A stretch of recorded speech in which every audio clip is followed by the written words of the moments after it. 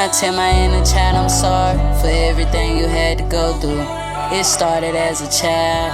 I wish that I was stronger in situations that I had to go through. I'm trying to press it now. Hey, you guys, it's Intute, the host of Talks with Two, and we are back with another episode, the second episode of our Chicago edition series. I'm glad to be in another city, sitting down to talk, and today I got another special guest, Miss Vickki Willis. How you doing today? I am blessed and highly favored. Thank you for coming to sit down and talking with me today. So can you tell us a little bit about yourself? I am a grandmother of one and a mother of two. I'm a retired teacher and I run my own business now. Okay. So can you just speak on your upbringing? Yes, I am from Chicago. I was born here, but I was raised in other states, and I relocated back to Chicago after college. Went to Bloomfield College in New Jersey, and then I came here. I relocated back to Chicago in 2003, where I was hired to work for Chicago Public Schools. All right. And can you share your experiences working, in the Chicago school system? It was very interesting. It was the best job of my life. I worked for two schools, which is not the typical teacher on the South Side, and then my last school was at the Juvenile Detention Center. Okay. So what grades did you teach? Oh, baby, only high school. Only high school? Mm-hmm. Okay. As a former Chicago public school teacher, what challenges did you observe among students? Their mental health. Mental health. Yeah. And what are the kind of mental health challenges that you've seen? Post-traumatic stress disorder. A lot of that. Physical abuse, psychological abuse, mental abuse, spiritual abuse. It kind of ran the gamut with our students. They needed a lot of support.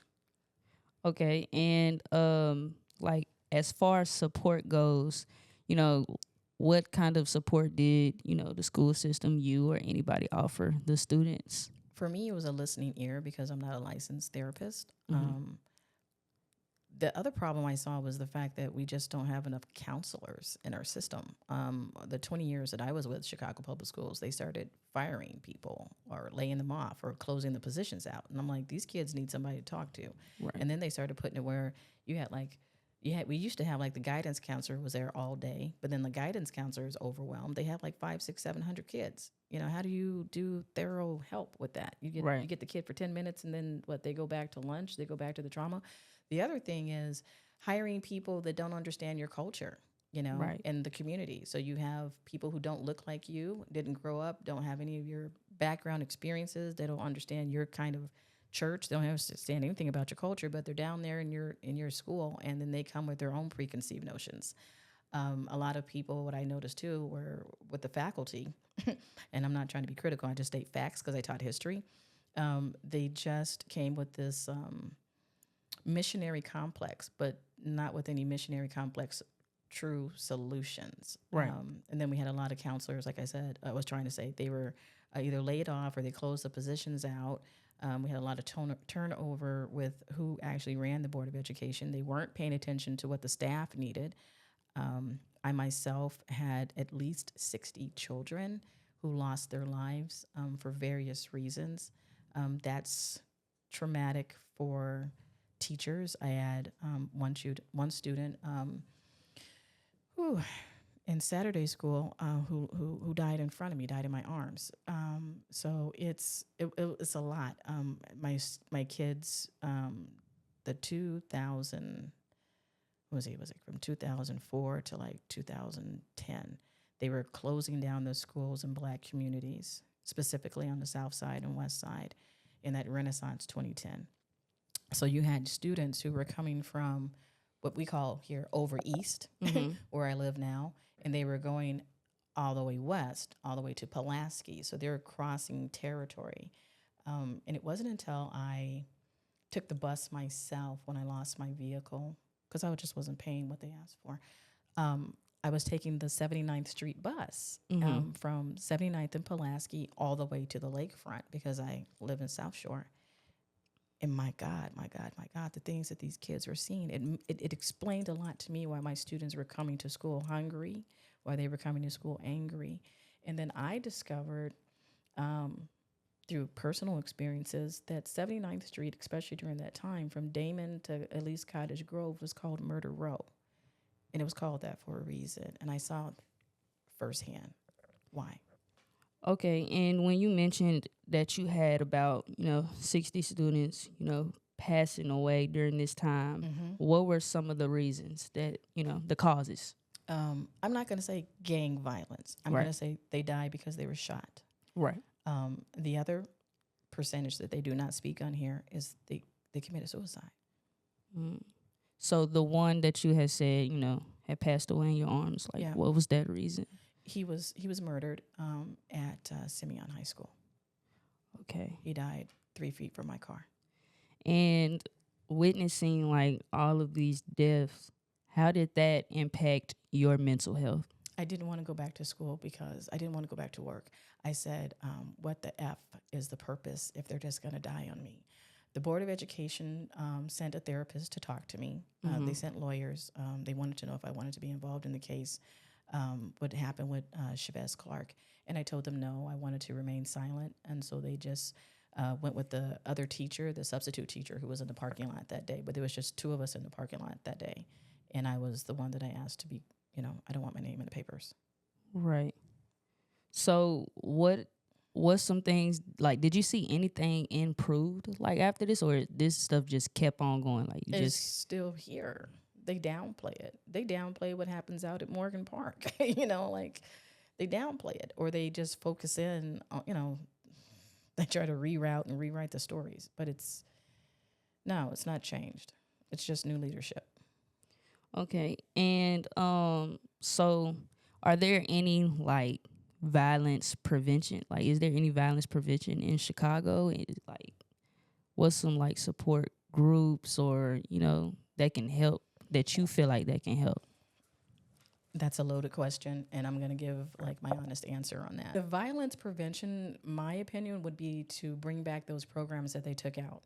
It would be to bring back the community centers that they took out. It would be to bring back the jobs that they took away. Right. Because our youth here in Chicago, they don't have employment.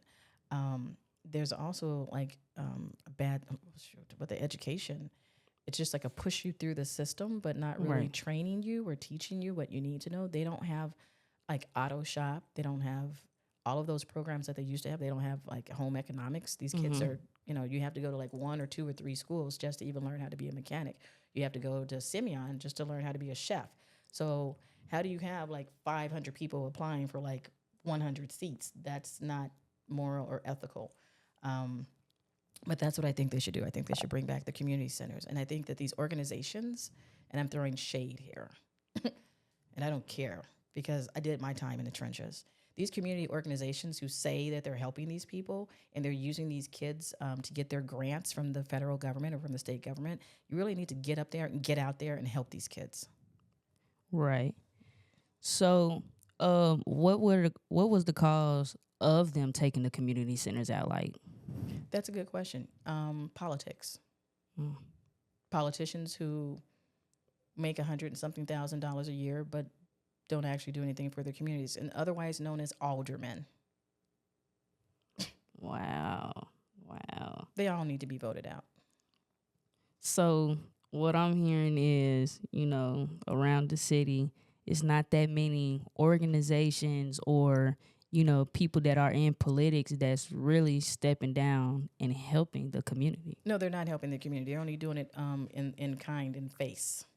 Right, for an image. For an image, right, because that's how they get their grants. Right. So, you are an advocate for medical civil rights, right? Yes, I am one of the faces of impacted families, and I'm grateful for being introduced. So I'm grateful that Miss Maggie Carr, who is a descendant, she's a relative of Emmett Till.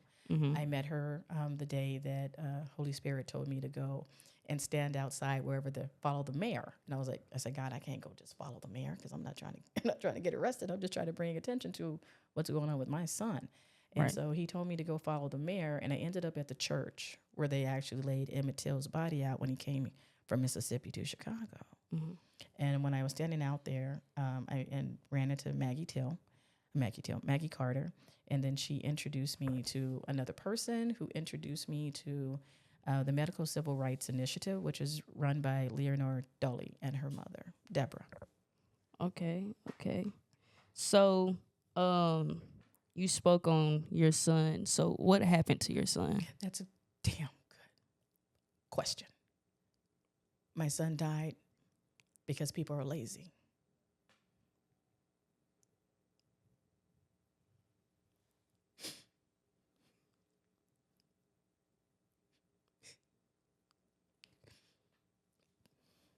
Alteriq, he would be 30 years old in January. He would only be 30. He died because somebody thought that his life wasn't important enough to get up and check on him. So now you see this rash of at Cook County Jail. Oh, we're busting people who are bringing in drugs. My son was there 36 hours. He didn't even have mail. He didn't have a visitor. Something happened to my boy, and it took me 16 months to even get a video. They block you when something happens to your family behind bars, which is the other reason why I joined the medical civil rights group. Because it's one thing to have your people shot on police body camera. And I'm not saying that their deaths are any less important, because we just had a baby that died, and he's not black, he's white. In Indiana, he was having a grand mal seizure. And the police put him in handcuffs because these individuals, they're not medically trained, and they don't know who's lying and who's not lying. But my son, Alteriq Pleasant, was arrested on July 19th of 2022 for failure to appear in court on a case that he was fighting. And he called the police for assistance because someone else was threatening him downtown on State and Lake Street with a knife. And so they did something to Al before he got there, because his body showed that. But something happened to my son on July 20th, and they declared him dead on August 2nd of 2022, and I didn't know anything about any of that until they declared my son dead. So I saw him as his soul was leaving his body on August 3rd in the morning. There are a lot of people who are held inside of Cook County Jail, and I've been interviewed by a few small-time reporters, and I was able to come up with the same information that the last reporter told me, which is about 275 people have lost their lives inside of Cook County Jail under suspicious or mysterious circumstances, often labeled as a drug overdose. And so I challenged Thomas Dart and Toni Preckwinkle, who have been in power for 30 years, as to why in a freakity frack are people still dying inside of jail. And my son was not in general population. He was in the mental health ward, which cost the city of Chicago $100 million, 10 feet from a guard. So,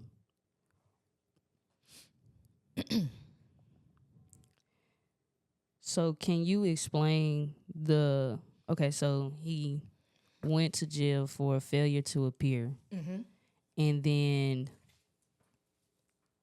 between the time that he was found, dead, what occurred and what was supposed to, occur in between that time? So getting arrested, like, what was the time frame of everything? Like, around 36 hours. Al was, he wasn't even brought to Cook County Jail until 19 hours later, which is not standard police procedure, but that's a different topic. Somebody gave my son something, and it took his life. in jail. In jail. And his body was in rigor mortis. What does that mean? That means that he was blue and he wasn't breathing anymore. He'd already foamed out at the mouth. And there's some discrepancies in the time frame from when the call was made to when the ambulance actually arrived to the services that they gave him to when they took him to Mount Sinai Hospital, where he was never tested for drugs. There was no drugs, in a system, other than the drugs that they give you when you are on life support, and then they take you off of life support. But there's no laws here in Illinois or in the nation for medical civil rights. And so what I've found is that whether your people are shot outside or tortured or whatever the situation is, they're not getting proper medical treatment. And my son did not get any proper medical treatment. He laid there dead on his cot for 3.5 hours before somebody decided to call paramedics for him, where they restarted his heart. And you said that he was in the mental part of jail. So what led him to go to the mental part? Alteriq was I'm going to just say a frequent flyer, because most people with mental health issues typically are. They have a lot of contact with law enforcement, and law enforcement simply is not, they don't have the capacity to help them. They don't know how to talk anybody down from suicide. A lot of these individuals are not actually threatening the police. They are just threatened. They are triggered themselves. My son, the time that he was murdered, and I'm going to say murdered, because when you don't give anybody proper medical treatment, you're murdering them. My son was known to have mental health issues. So when they process you at Cook County, they don't just go stick you over here when they know that you've been here before and you go over there. And so Al never went into general. He was always where he was supposed to get the most support, according to Thomas Dart. Wow. Yeah. The medical civil rights would really actually affect 70 million people if we were to put it in law. It has to pass state by state in order for it to get to the U.S. Supreme Court. And that's my goal. And that's what I'm here for. I'm here to tell people that we need medical civil rights, because you could even be a person who, like my son, call police to help you and something happens. You could be having a heart attack. You could be having a stroke. You could be having an asthma attack. The police are not held accountable if they don't call medical services for you. Wow. Mm-hmm. That's crazy. Yes, it is. That's crazy. So how has let's just talk about the grieving mental health part of losing your son. How has that been for you? I'm not right at all. It's taken everything for me just to get up in the morning. But I thank God for having and growing up with a very religiously devout family, Church of God in Christ. My ancestors' names are actually on the Mother's Church in Lexington, Mississippi. They helped Bishop Mason turn that church into what it is. My grandmother actually went to All Saints Industrial. And so if I didn't have that and their support and my mother's support, may she rest in peace, Sandra Taylor, I probably wouldn't be here right now. But I have to get up every day and I advocate for people like my son who are no longer here to speak. I'm grateful for meeting Leonore and Selwyn, who's George Floyd's uncle. I'm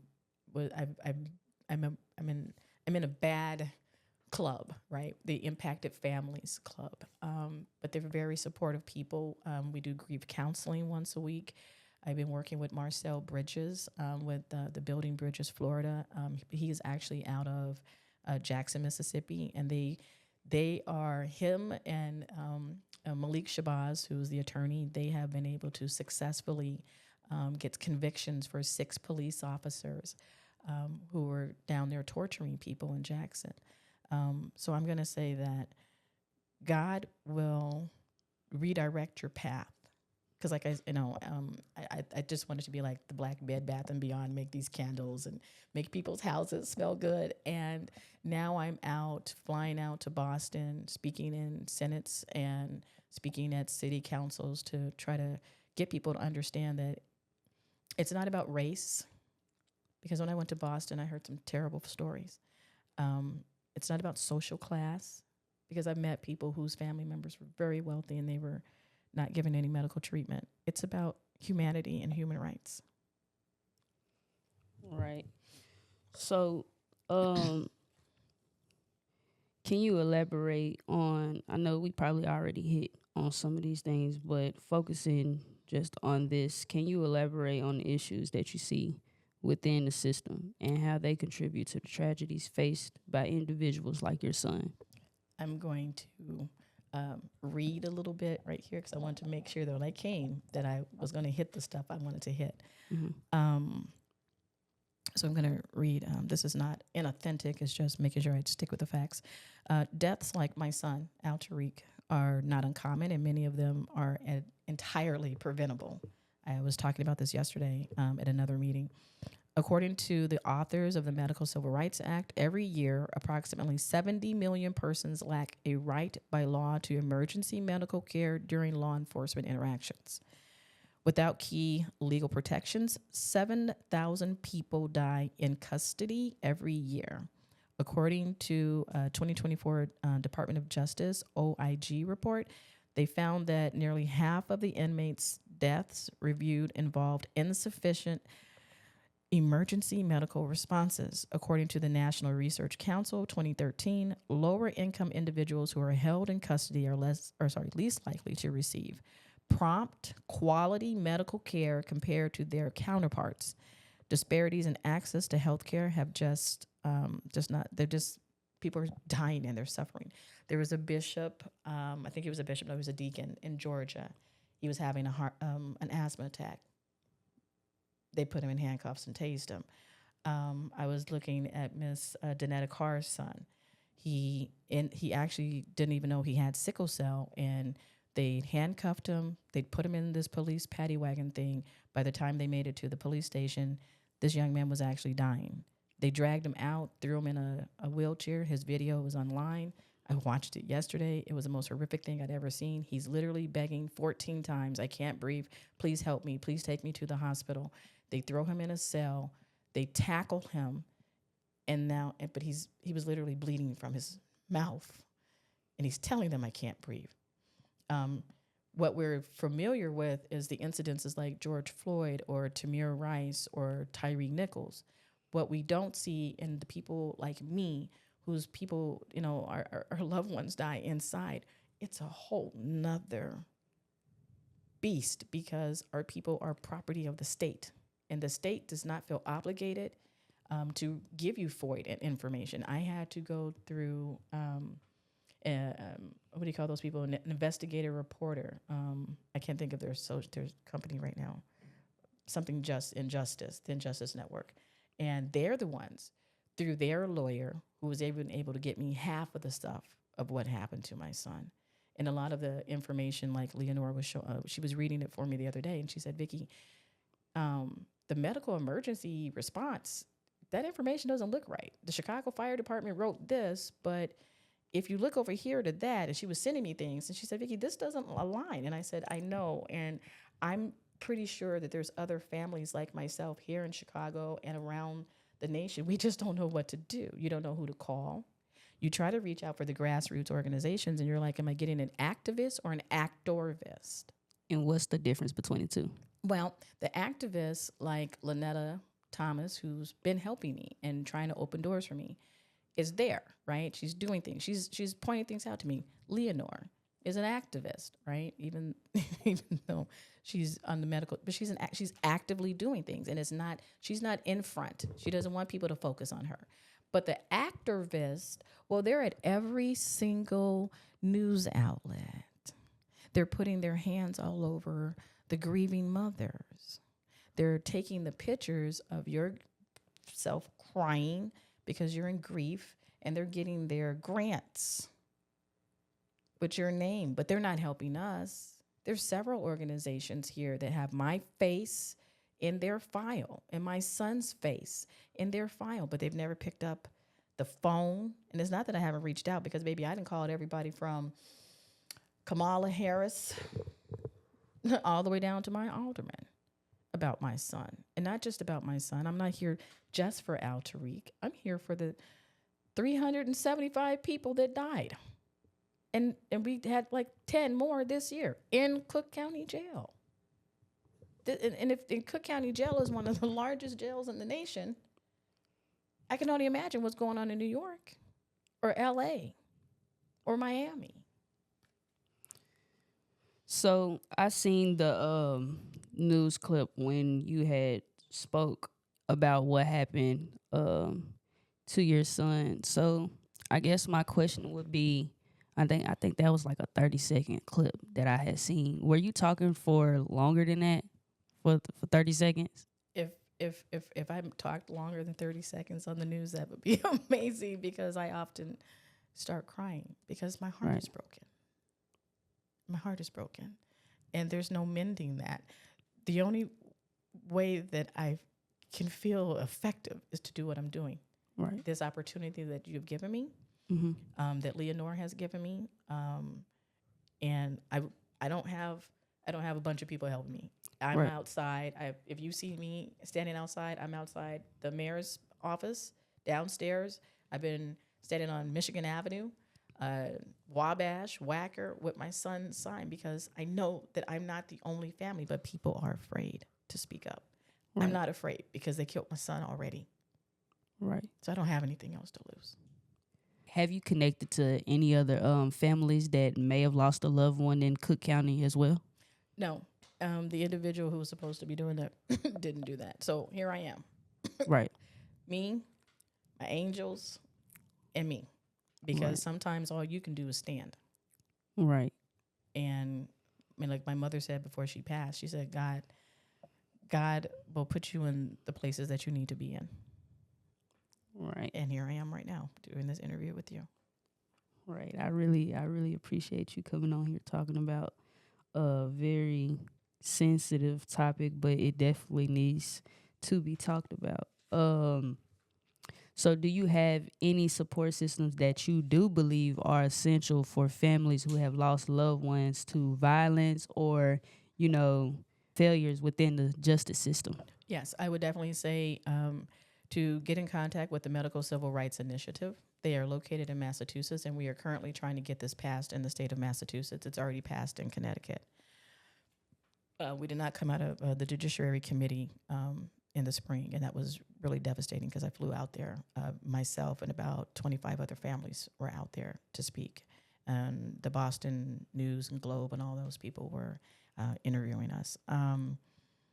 We need it here in Illinois. I think that Illinois would be a phenomenal state, a phenomenal place to pass it, because if Illinois passes it, Lynetta wrote the Alteriq Pleasant law, which is to go a little bit above and beyond the oh my God, I just went up my head. We just passed a law in Illinois to end cash bails and oh my God, I can't think of it. Anyway, the point is I don't have many.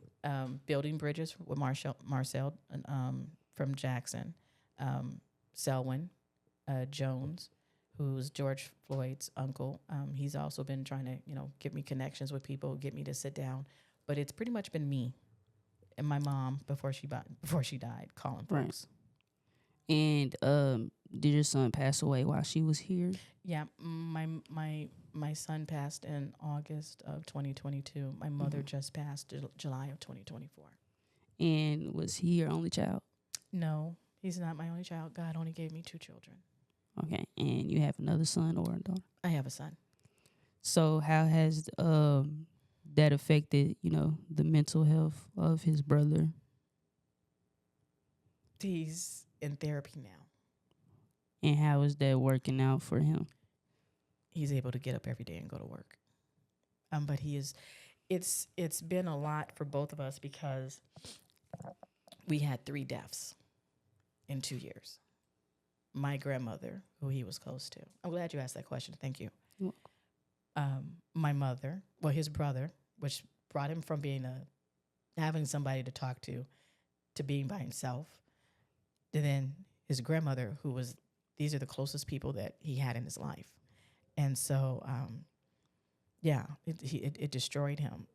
But I thank God that he's, I don't know if you guys are the new millennials or the old millennials. I guess it just depends on when you were born. But I thank God that all of you young people out there have the sense, more than us Generation Xers, to go and get therapy and know that it's there and it's not a stigmatism. It's not saying that you're bad or you can't do things or whatever. But you millennials, y'all are on it. And I just want to give a shout out to all of you who know that this is real and that it needs to be changed, and especially in the African American, Black, Indigenous, Hebrew, Moor community.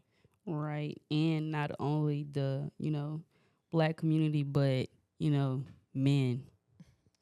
Because I think you're like the third female that I've interviewed since I started doing these interviews, but the first 3 episodes were men. And one thing we talked about was being vulnerable and opening up the path for them to go to therapy and for them to let others know that it's okay. So I know like sometimes us women, it's easier for us, but men are definitely taught that that's a level of weakness, Yeah. I think that my son's slightly different in just the aspect that his brother had documented mental health issues. And so he grew up in a situation where he knew that we were doing family therapy because it was beneficial to Al and it was beneficial to us. I had a judge who actually wrote an order for me to have, we could do it as a family. And then I had my own sessions privately. And I looked at her and she said, no, to raise a child with the things that you've been going through with him, just to make sure that he's okay and he's a productive citizen in the United States, has got to put some stress on you. And I said, I wasn't objective to it, but I said, she's right, because we as Black women, those of us who identify as Black, right, we're told to be strong. Right. And it's like, no, it's okay for me to cry. It's okay for me to feel sad. And so when you ask me, like, how have you been doing? No. I was mad at God for a year. It took me until August 1st of 2023 to stop being angry at God for Al not being here, because Al,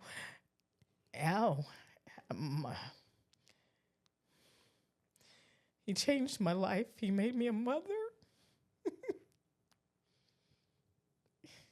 He was my biggest cheerleader.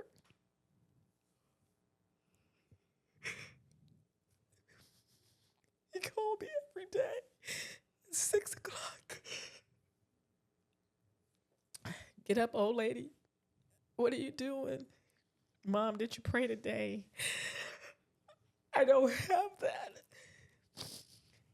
I miss him so bad. I can't even.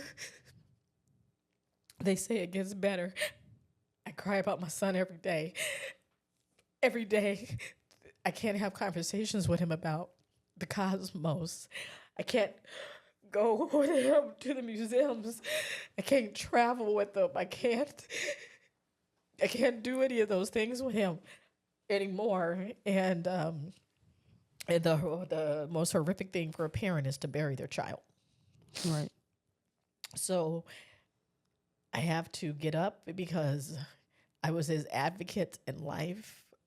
If I wasn't at his court hearing, anytime he was ever arrested, it was only because he never, he didn't tell me. Didn't mean that I wasn't tracking down the public defender and asking questions, because this was my child. I almost died having this boy. His name is Alteriq, and it means the pathway to God. His middle name is Murad, and it means wanted and desired. Thank you. His second name is Angeline, which is my name, because I said whatever I had, that child was going to have my middle name to keep it in my family. So he made 6 generations of Angeline. Right. His last name was Pleasant, even though sometimes he was a terror. But that's what happens when you have mental health issues. To be Black in America is to have a certain amount of mental health, because you're followed around, you're taunted, your entire culture is looked down upon, but replicated and mimicked across the world. And could you name the mental health issues that he was facing? Al was at times a manic depressant, What's that? where he just didn't value himself, and it's hard because he had been in and out of the juvenile detention center. Mm-hmm. He was at Joliet, where they beat him and sexually did things to my son. He was in St. Charles. He was in Kewanee. I was there every step of the way. There were times he was in Joliet and they wouldn't even let me see him. And I used to take a bus to the train because his visitation days are on Sunday to Joliet. To get off the bus, once you got to the train, you had to take the train, get off the train, take a bus, walk about half a mile or a mile from the main road to the facility for them to tell me that I couldn't see my boy, to turn back around and do the same thing and come back next Sunday, because he was my son. And no matter what his sexuality was, he wrestled with that. Al would never tell you he was gay. He dated transgenders. Mm-hmm. I didn't care. Right. Because he's my son. And I feel like a lot of parents need to definitely have that type of energy when it comes He's my to son. that. He's my son. I did say in the beginning, our family helped to create the Church of God in Christ. And everybody wasn't comfortable with that because that was my boy. Right. And I almost died. And God gave him to me. So I love him. I love him as much in death as in life. Right. And just like off of this interview, I see you have a lot of resilience, and he's your why. He's part of your why. Yeah. Well, his name is Alteriq, right? And it means the pathway to God. So I said, in his death, if I was straying somewhere, it definitely brought me back and opened me up. And you can't tell me that God isn't real. Right. So, before we close the interview, is there any topics that you wanted to discuss that we haven't hit on yet? Like anything that you want to say before we close? I think that voting is necessary, and I want to put that out there. And I'm not talking about the presidential election at all. I'm talking about the president that's over your state, your governor, your lieutenant governor. You need to be looking at who your judges are. You need to be looking at who your police superintendent is. We need to be able, especially in the city of Chicago, we need to be able to remove police superintendents. We need to be able to remove police officers. We need to be more active. So I would definitely challenge the 20, the 30, and the 40-year-olds, because I'm in my 50s. Mm-hmm. You all need to get out there, and you need to get involved in your community, because we're dying out. And if you don't change it, amen. So, as we close, what are your hopes for the future regarding the treatment of individuals within the prison system and the overall approach to violence in communities like Chicago? We need to take the prison system and not make it privatized, because these are corporations who are benefiting off of humans, and the conditions are deplorable. There are people in there who have multiple sclerosis and they cannot feed themselves. There are people in there who are being beaten. There are elderly people in there who need to be released. Mm-hmm. I think our criminal justice system needs an overhaul, and immediately.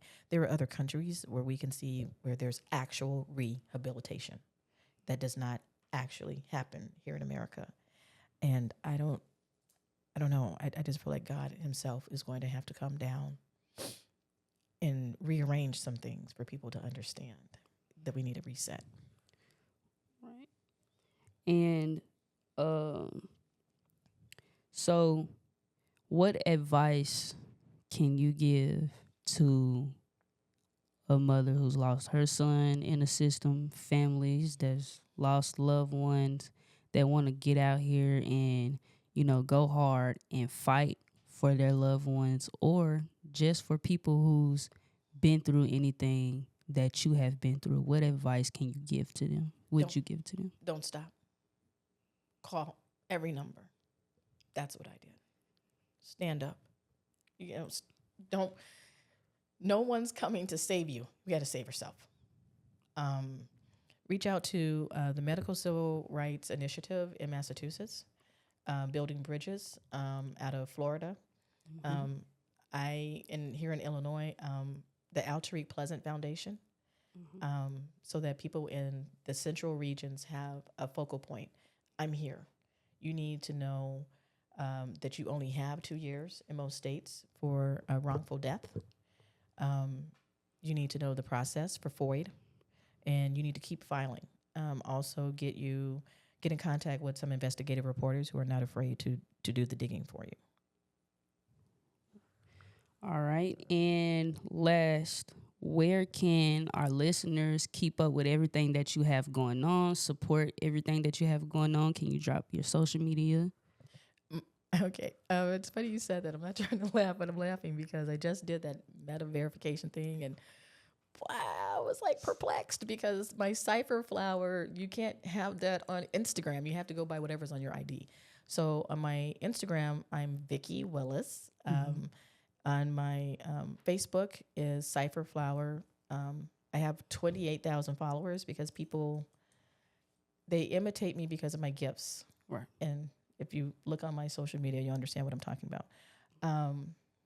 What does the Kendrick Lamar say in the beginning of his song? I see dead people. So spiritual. Yes, very much. I'm a medium. I'm not a trance medium.